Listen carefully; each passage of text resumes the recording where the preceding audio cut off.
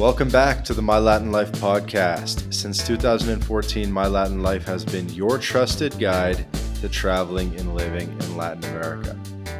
My guest today is Medellin Unmapped. He's a local Colombian, a popular Twitter account. He has a Substack as well, and he's giving us the local perspective on Medellin via the travel, culture, business, all that good stuff. So, Medellin Unmapped, welcome to the podcast. Thanks, Vance, for the invitation. I'm glad to be here. And yeah, let's get straight into it. Awesome. Well, we'd love to get a little bit more of your background. Are you like born and raised in Medellin? Yeah, that's right. I was born and raised here. I've lived here my entire life. So yeah, I get asked that question a lot because of my English. But really, I'm just a full 100% Paisa.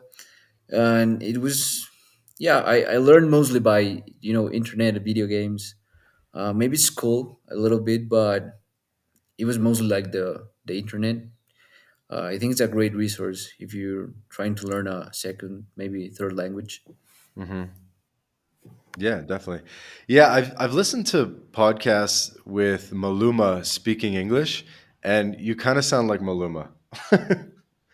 Yeah, maybe that's how Paisas speak in English, I guess.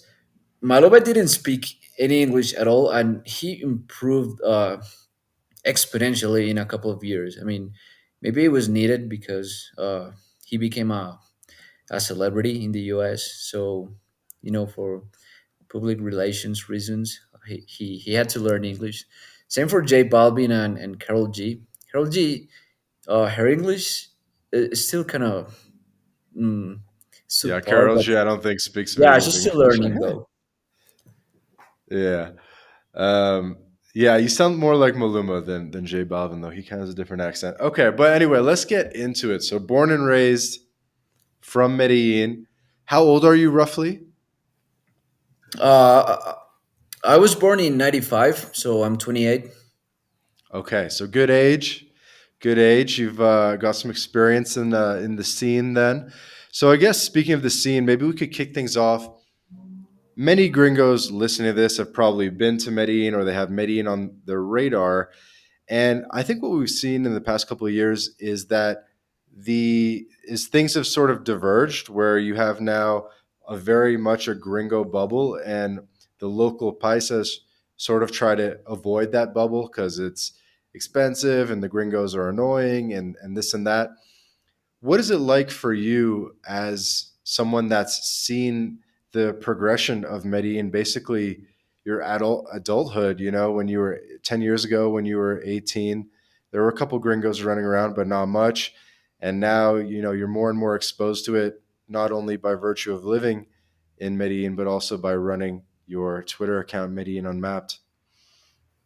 Yeah, you can definitely feel the increase in tourism.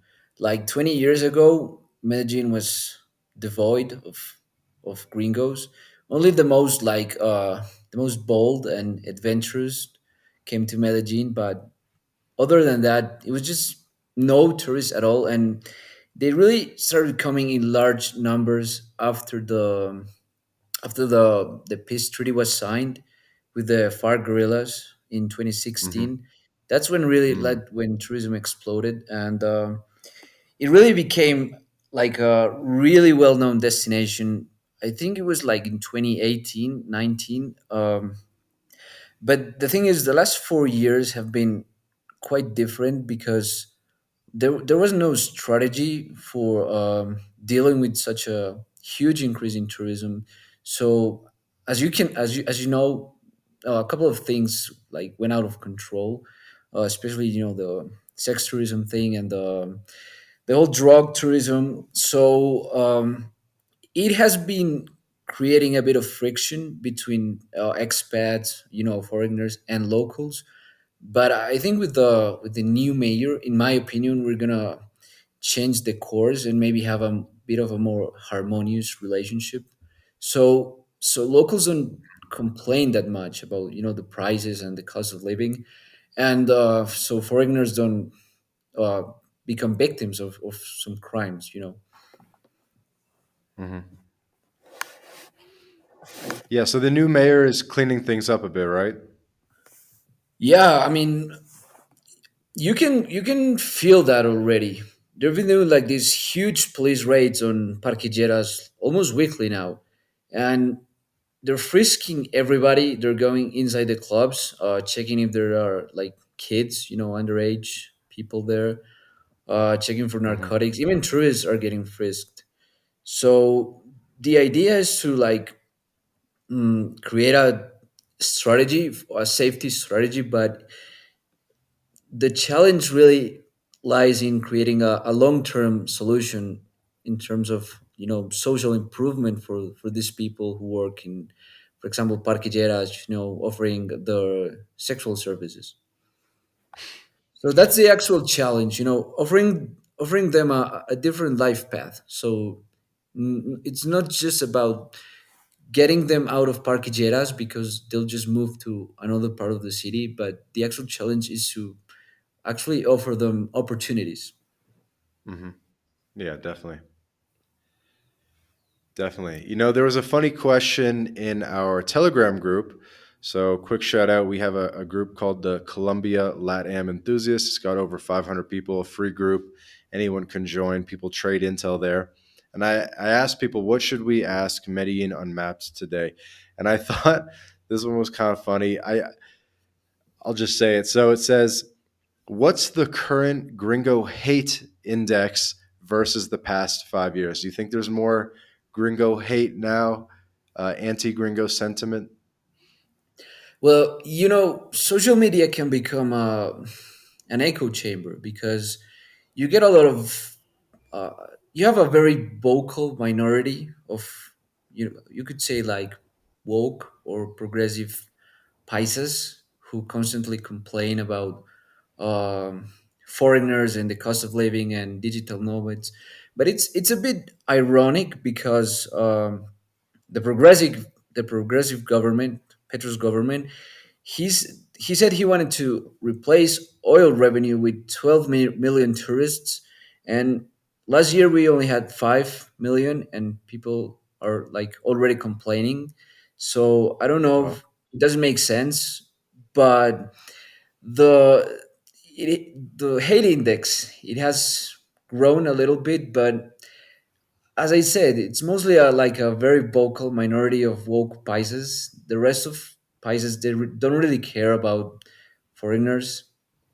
They they remain like a distant, something distant that most Pisces see, like the blonde gringos with the shorts walking around El Poblado. Is that is still like a distant thing for most Pisces. So I don't think hate is really increasing for the general population, only for like progressive Pisces. hmm, there's definitely a lot of gringos, though. Like you go to, Poblado and you go to a coffee shop, you're going to hear a lot of English. Yeah, that's for sure. I mean, and what I've seen lately is that the digital nomad bubble, if you will, it's kind of expanding because it was concentrated in El Poblado for a long time, but I think some of them are like venturing out of El Poblado and going to and Laureles and going to Sabaneta, Hmm. Itagüí, other parts of Medellin. So the idea is to like disperse tourism, so it's not concentrated in El Poblado because it will mean that the dollars that go into the economy stay in El Poblado, and the idea is that the whole city benefits from the tourism increase. Yeah, yeah, definitely. Okay, next question is, has the youth woken up yet, or will we have more commie Petro in the future? Well, I think it's a difficult question for me to answer as a paisa because paisas have been historically very right wing. So progressive ideas are not really that strong here in Medellin. They have grown in recent years thanks to the progressive woke discourse, but I think most young people, especially in Medellin, they haven't really swallowed that ideology. So we are not at risk of like falling into communism. But in other parts of Colombia, it has taken it has taken hold like really bad, especially in cities like Cali and Bogota. But Mm. thanks to Petro's government, many people have woken up, even people who voted for Petro, and they actually voted for anti-Petro mayors in most of Colombia's major cities. So that's actually something positive. I see it as something positive, and it gives me hope. Hey guys, quick break from the podcast to tell you about job stacking. If you're a remote or hybrid worker looking to maximize your earning potential, then Rolf Haltza, author of Job Stacking, guarantees you'll be able to double your income by implementing his paycheck multiplication layering method. This is the exact system Rolf has used to take his own income and those of many others beyond 20K a month. With this method, Rolf contractually guarantees that you'll be able to double your income in 45 days. So, if you're interested in unleashing your earning potential and doubling your income, then click the link in the description and book a call with Rolf right now. Yeah, got it. So Medellin is typically the most right wing city, probably. I think Barranquilla is pretty right wing as well, right? Because they're more Yeah, for entrepreneurial. sure. But especially Antioquia is like the arch enemy of Petro and Maduro and Chavez. It has always been so, and that's why he hates us so much. Yeah, I mean he hates most of Colombia because nobody voted for him in the regional elections or his candidates, but he has a special kind of hate for Antioquia, and it shows. And that it's because Antioquia has been considered as the right wing bastion or the conservative bastion of Colombia for Mm. like yeah forever. Okay, good context. Anyone listen to this? You're super right wing, trying to get away from the woke stuff. Antioquia is where you want to go. So, next question is: what pockets of the city or pueblos in Antioquia do you think will grow a lot in the future? What are the new growing neighborhoods? Because it was all for the longest time, it was always really Poblado or Laureles. And then if you were willing to stretch out a little bit, you would go to Envigado, Sabaneta, but that's like way out there. What are you seeing as the growing or gentrifying neighborhoods of the future? So I think Llano Grande is becoming really popular. It was kind of a limiting place to live, so to speak, because many expats don't have a vehicle, and you basically need a car if you want to live in Llano Grande Hmm. or Rio Negro. But it's growing a lot, and lots of wealthy foreigners are investing there. So it will continue to grow. It's one of Colombia's like economic hubs, and it has one of the highest like GDPs per capita. So it attracts a lot of wealth. I would say some parts of El Poblado will continue to grow, especially like close to the river, to the Medellin River, Hmm. and some parts of Envigado are getting like this huge urban renovation, like these very large warehouses and old factories are going to be torn down to so they can build like mixed use projects. Hmm. So I think Envigado, El Poblado will continue to grow. Sabaneta is nice, but I think it's far away from the action and it's kind of boring. So it's a nice place to live if you want to like lay low, but it's getting too cramped, and I don't think it has like more room to grow. But outside of like the Abora Valley and the metropolitan area, El Retiro is the future, in my opinion. It's closer to Medellin than Rio Negro. Yeah, it has a lot of very nice areas. The landscapes are really great, and the infrastructure is pretty decent. So I think El Retiro is the place to be right now. Mm, interesting. So if I gave you $200,000 and I said, go invest it, buy whatever you want that you think you'll get the best return on, um, where would you invest in real Well, estate? I mean.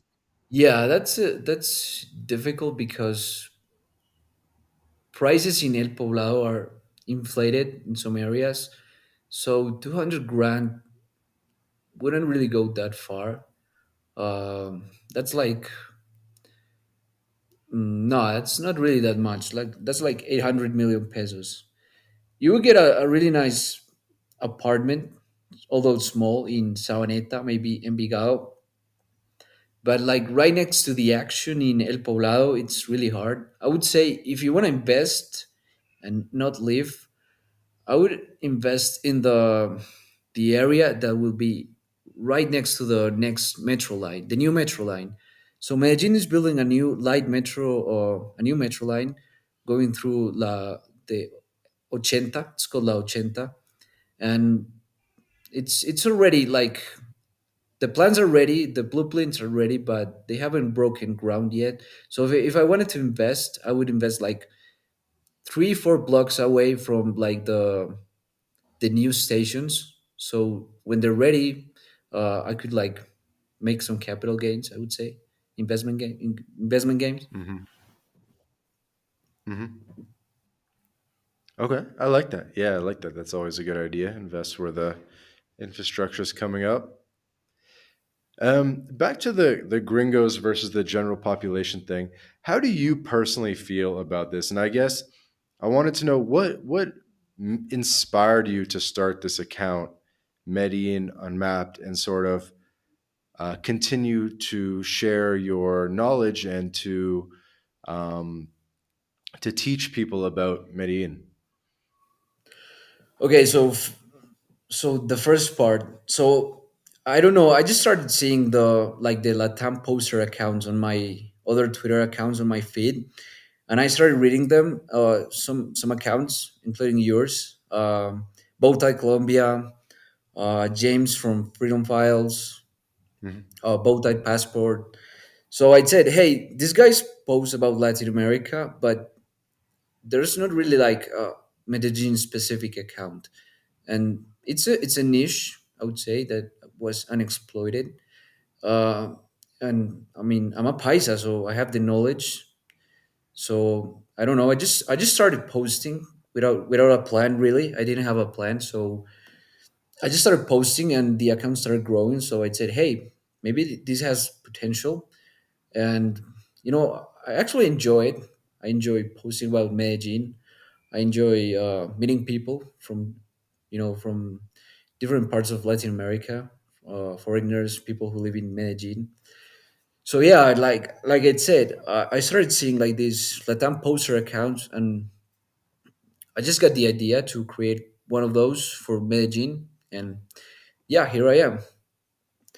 So that's the first part of the question, and the whole gringos versus paisas thing. It's not really a thing. I mean, in real life, most paisas, like most of my friends, my paisa friends, they don't really care. I mean, you get the sometimes you get the usual comment of like, "Oh, Medellin is full of gringos, lots of tourists, and rent is too high." But I mean, that's really like the only comments you hear.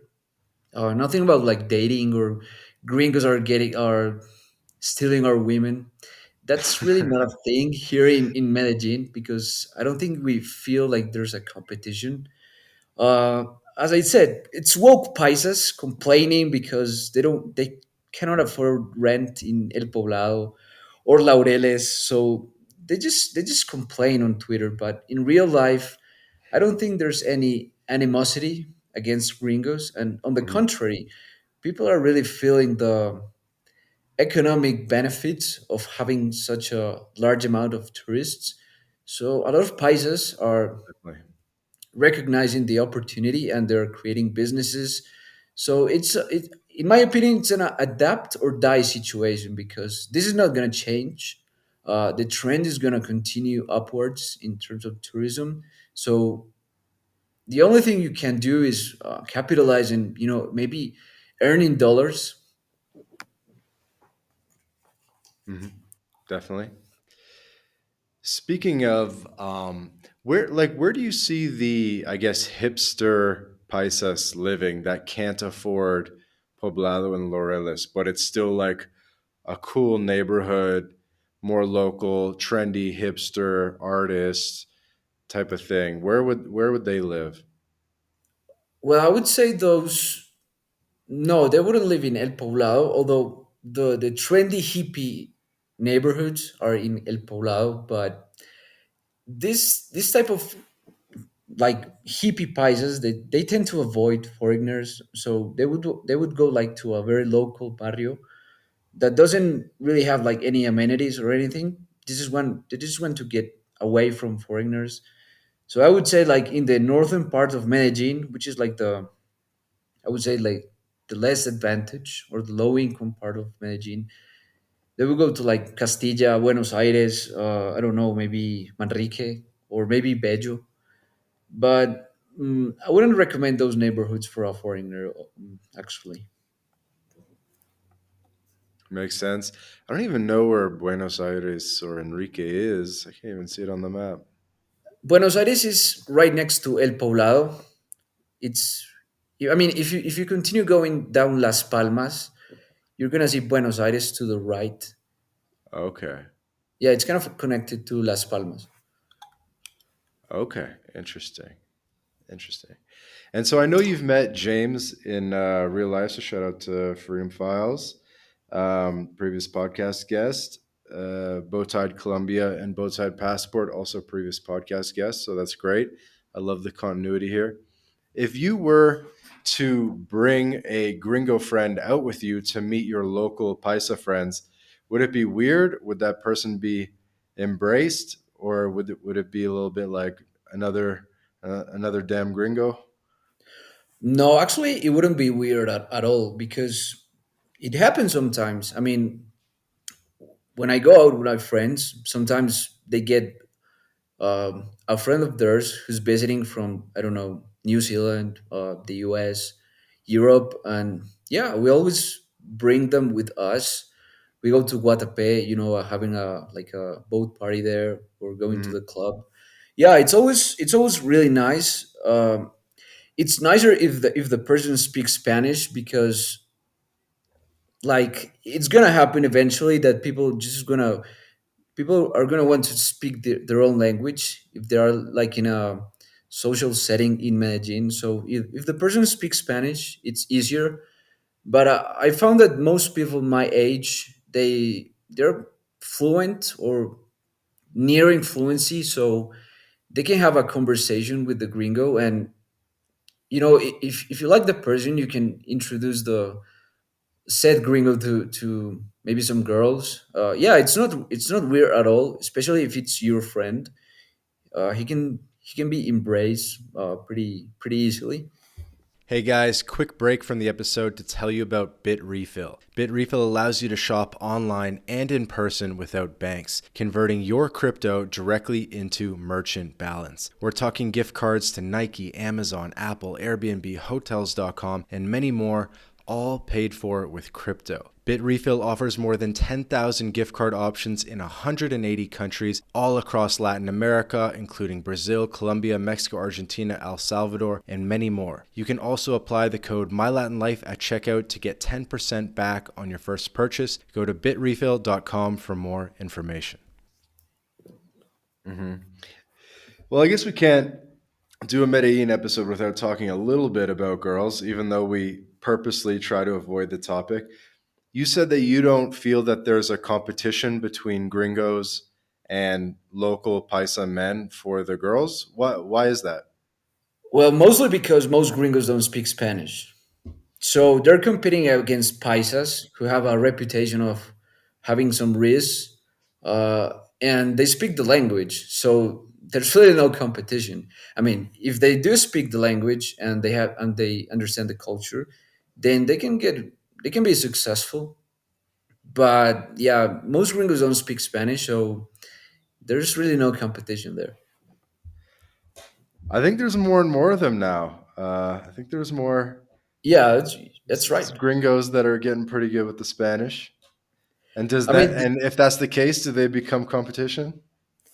it depends on the person because it's really a case by like a person by person, case by Uh-huh. case situation. Because your money doesn't matter, but your personality and how you deal with Pisces and how you embrace the culture, it actually matters a lot more than money. So it depends on the person, but if the gringo speaks Spanish, he understands the culture. He's Hmm. friends with other paisas. He's definitely competition, but those are really rare.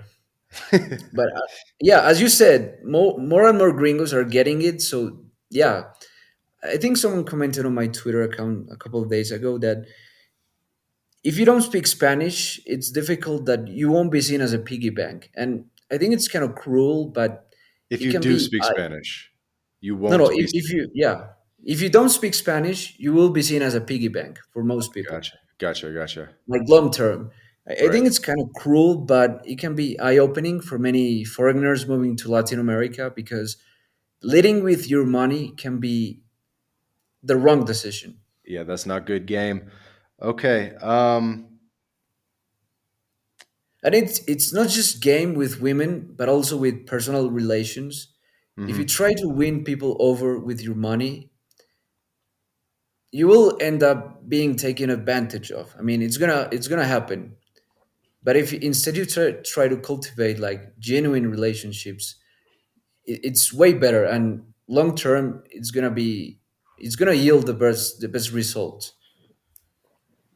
What are some of the big things that you see gringos not getting when they maybe first arrive or kind of in their first year? They're pretty new to it. You know, the classic one is wearing shorts in Medellin, which is like a no-no. What are some of the things, because you've obviously hung out with gringos, things that you see that you're like, ah, dude, you're doing it wrong.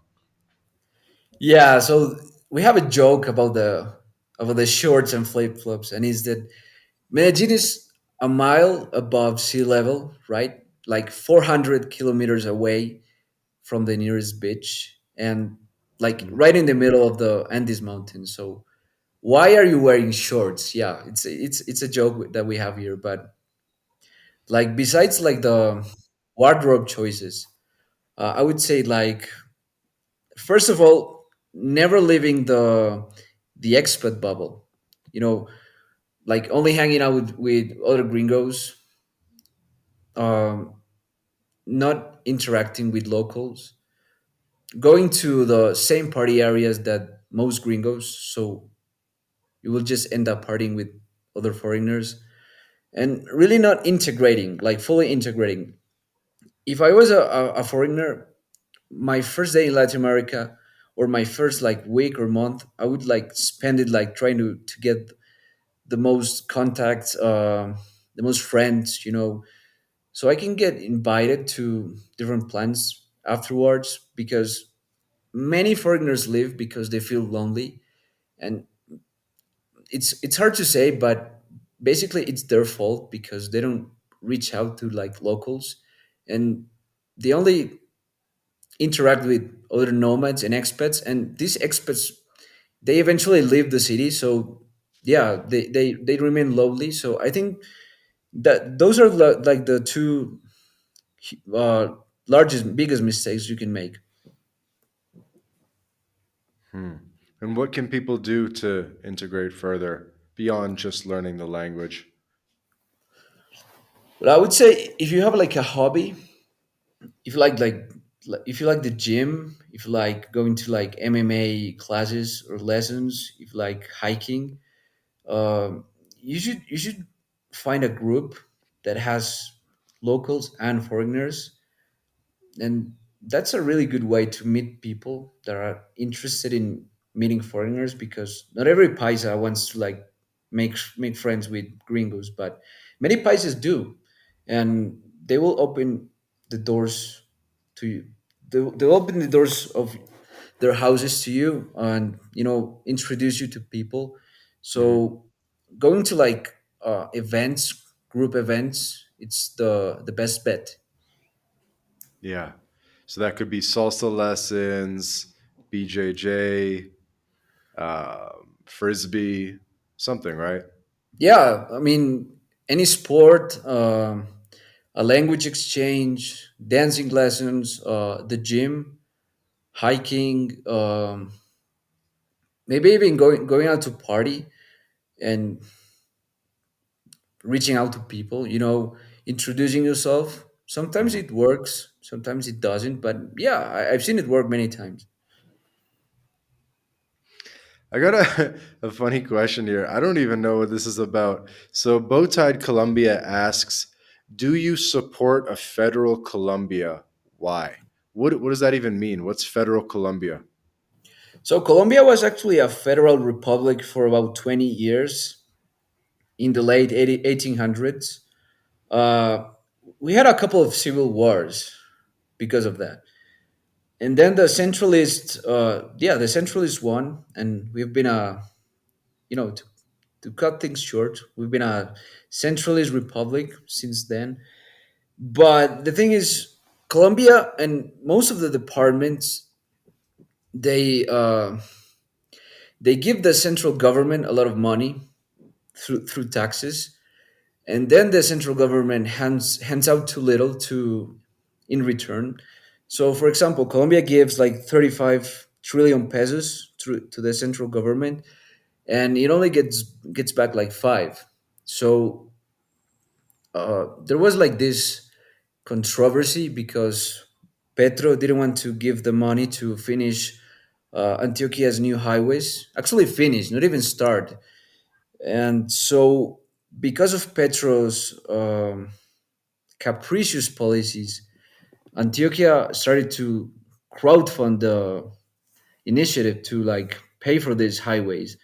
So this has created or started the conversation to propose to have a federalist structure for our country, but I don't think it's viable for now because it needs like a lot of support in Congress.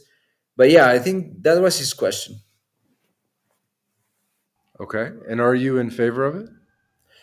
I would say yes, because the government is too centralized and inefficient. Like 60% of the budget goes to like functioning, like, yeah, like paying for bureaucracy. So I think if we have less centralism and more autonomy, I think Antioquia and every other department would get like more resources to invest, and that would cut like bureaucracy by a lot. So yeah, I am all for like reducing centralism. Okay. Reduce centralism makes sense. Let's talk a bit about scopolamine. Now, have you ever had a local Paisa buddy, a local Colombian guy, get scoped? Honestly, actually no. And most people that I most people don't even know about this situation in Medellin. And I'm talking about paisas because it's really such a rare occurrence here in Medellin. So scopolamine was historically something that was like a Bogota crime.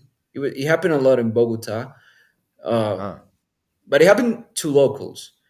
But then after tourism exploded in Medellin, I think these criminal groups they moved to Medellin because they saw a lucrative opportunity.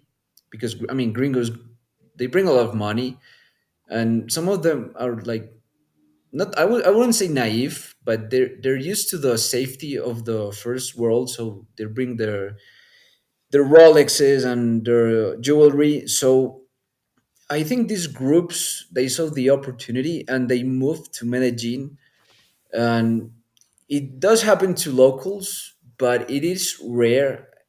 It has happened mostly to foreigners lately. Uh, it has never happened to an acquaintance or a relative or nobody that I know really. Thankfully, these groups have been dismantled. Most of them were like arrested.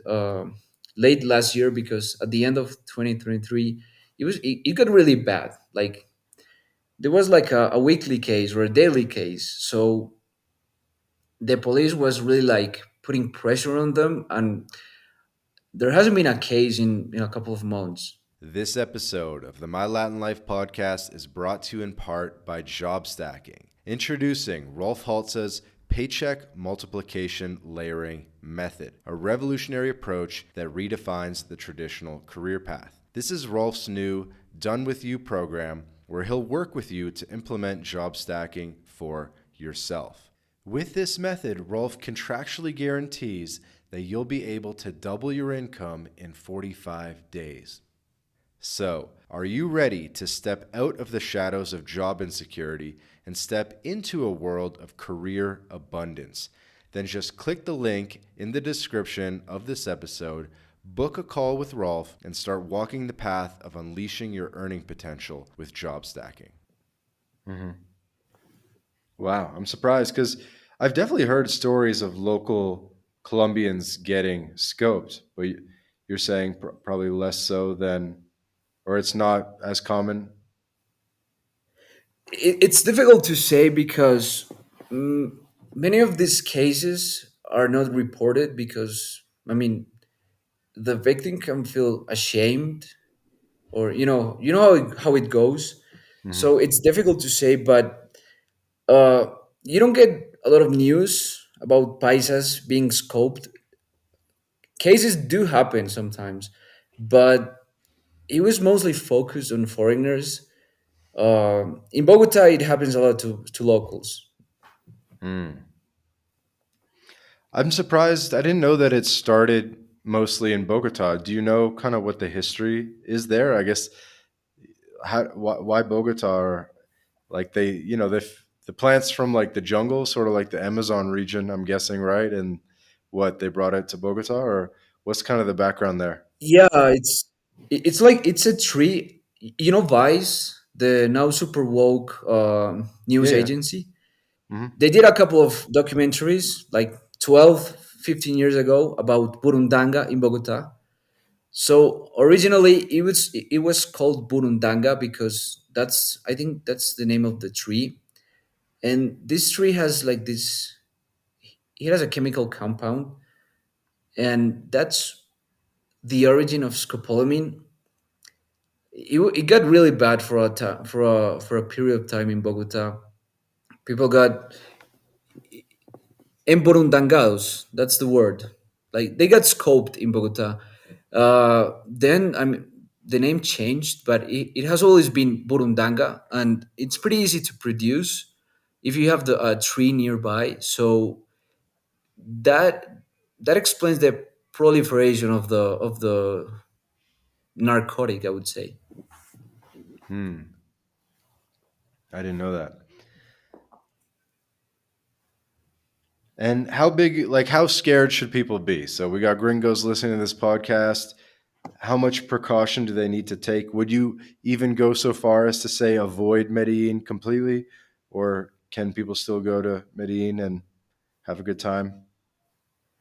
Well, it really depends on the type of person that you are, because if you like to party and you like wild party stuff, and hooking up and dating apps, it can be kind of dangerous. But if you come for like regular tourism, going to Guatapé and the pueblitos and maybe partying, but with moderation, I don't think it's dangerous. But the danger here is really the dating apps.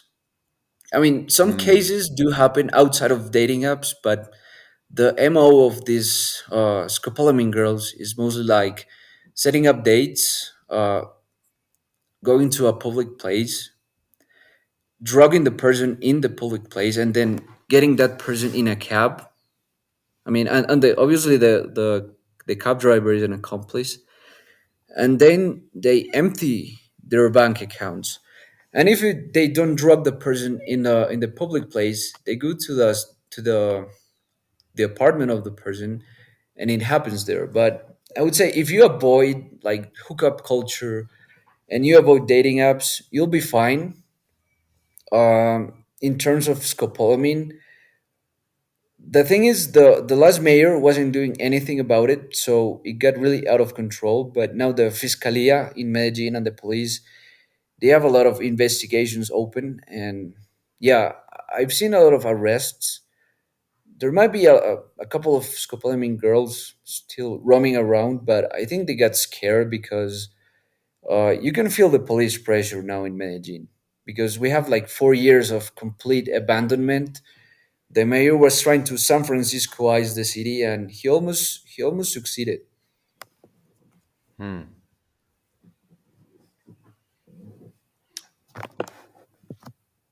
What do you see for the future of Medellin? Well, for the next couple of years, I'd say that tourism is going to continue to increase, as well as foreign investment. Mm, People believe in Medellin. They believe in Medellin long term. Uh, the thing is, economic development via tourism and foreign investment, it has its downsides, and that's some of the reasons why people complain, like the increasing the cost of living and rent. But I think that's the price you have to pay for like getting a lot of people out of poverty, because tourism dollars are really feeding a lot of people. I mean, it's still a growing industry. Actually, tourism is just 7% of Medellin's GDP. So it's not really like our main revenue source, I would say, but it's already an important source of revenue for many Colombians. Hmm. So the cost of living is going to continue to increase, but also the city is going to continue to grow and develop. So, in my opinion, I'm bullish on Medellin. I think we're living through a very positive transformation. And yes, I mean, safety still an issue, but I think with the new administration, the new mayor, things are going to be cleaned up a bit. And the idea is to change the image that people have of Hmm. Medellin and the type of tourism that the city is attracting. So I think that's the main challenge, and maybe building more because, as I said, cost of living is going to continue to grow, to increase. So the only solution is to build a lot of new buildings everywhere, new construction projects, so you have more supply.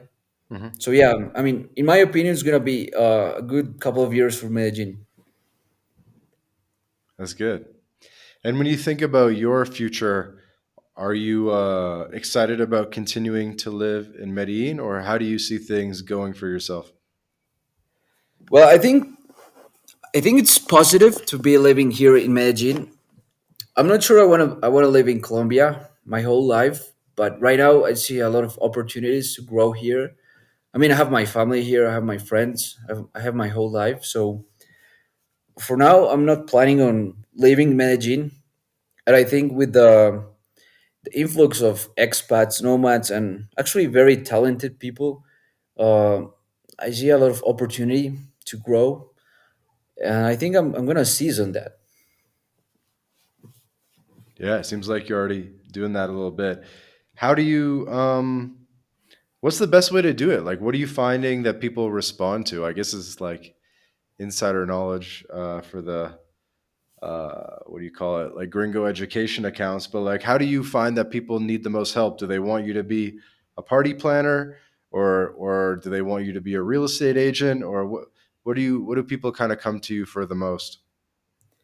What I would say that Medellin, it's like a one-stop shop, if you know what I mean. Yeah, because Okay. some people ask me about like dating. It's a very popular topic. A lot of people ask me about like travel tips, insights. Many people are interested in real estate. So actually, if I really want to grow, I have to like separate You have like a more granular offer. So maybe if I want to try my luck in real estate, which I have actually, I would have to create like a separate account. So there's no Mm, shit posting there, you know. yeah, probably. Yeah, a more serious account. Hmm. But in general, people are interested in like dating, traveling, safety, real estate, uh, various topics. Hmm. And do you tell your local buddies that you have this account? Has it like, or uh, in Medellin, like, have you used it to get free meals or stuff like that? Actually, no. Actually, my account is fully anonymous. Yeah, like a couple of friends know about my account, like one or two, but nobody knows about my account. And I would like to remain anonymous because there are some very rabid characters in Medellin. So they don't like you posting about Latin America in English and being friendly with gringos and talking about tourism. So yes, they can be very vengeful, I would say, vindictive. Mm. So yeah, my account is fully anonymous. I don't really monetize it here in Medellin. It's not really that large yet, so I don't think that there's a opportunity. But yeah, nobody knows about my account. Really? So you've never gone to a nightclub or a restaurant and been like, "Mira, es mi cuenta," and try to get some hookups, try to get some deals? Nah, it's been absolutely free advertisement for all those spots in Medellin. Yeah, I don't take any payments. I actually I recommend what I like, what I enjoy. Sometimes I do recommend places that I haven't visited, but I end up visiting those places. But yeah, I just do it because I like it. Mm, maybe when my account is bigger, I could think about some sponsorships. But for now, yeah, I don't really use it to monetize it in that sense. This episode of the My Latin Life podcast is brought to you in part by Bit Refill. Bit Refill is the best way to spend your crypto in Latin America. Purchase gift cards or mobile refills from more than 3,500 brands in 186 countries instantly, safely, and privately. Visit bitrefill.com for more information. Well, I would say that my account is my message. Um, my message is basically, well, what I stand for is I don't support like sex tourism and narco tourism, but I do support tourism in general. I enjoy having foreigners in my city. I think it's good. I think it's good for paisas. I think paisas have been pretty isolated for a long time, so I think it's good that they have interactions with the outside world. So I think it's good. I think they coming to our city. It's positive. I like making friends from all over the world. So yeah, my message is just like take care, avoid dating apps. Yeah, and yeah, that will be my message. Really, Avoid dating apps. be safe, avoid dating apps, enjoy, and actually soak up the local culture because that's like half of the experience here in Medellin. Mhm. Yeah, definitely. I really enjoy your account. I like that you do sort of a mix of different things. Like for example, you share videos about some of the small pueblos and small towns in Antioquia. You talk about partying or scopolamine and those kinds of things. You talk about real estate and some of the buildings and walkability and sharing cool photos and maps. And I think you do a lot of what I do is which is like you bounce around a little bit. So it's like kind of a good mix of types of content. Yeah, for sure, Vance. Actually, your account was one of the accounts that inspired me to create Medellin Unmapped, and I really enjoy your content.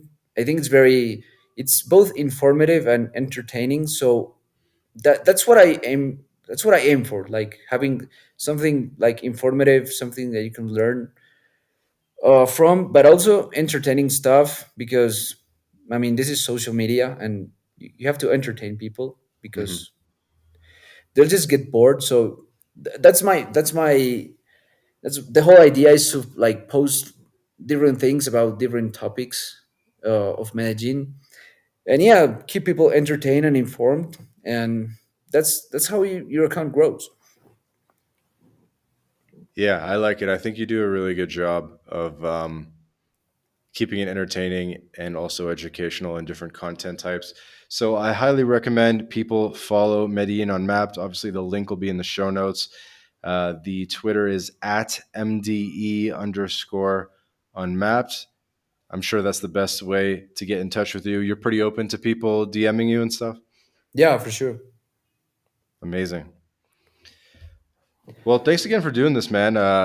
I'm sad we weren't able to go a little bit longer, but we'll have to do that in the future. It's funny. It's like when people book midday episodes, I can only do like an hour. When people book like 8 p.m., it ends up being 2 hours. So, but that's that's all we got time for today. Any last words? No, we can do it some other time. And thanks, Vance, for the opportunity.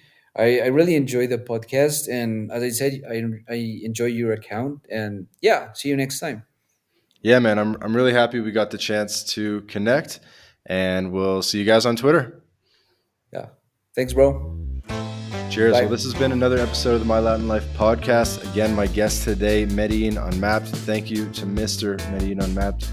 Thank you to the audience for listening. Be sure to join our mailing list as well, the newsletter, all that good stuff. Links in the show notes. Cheers.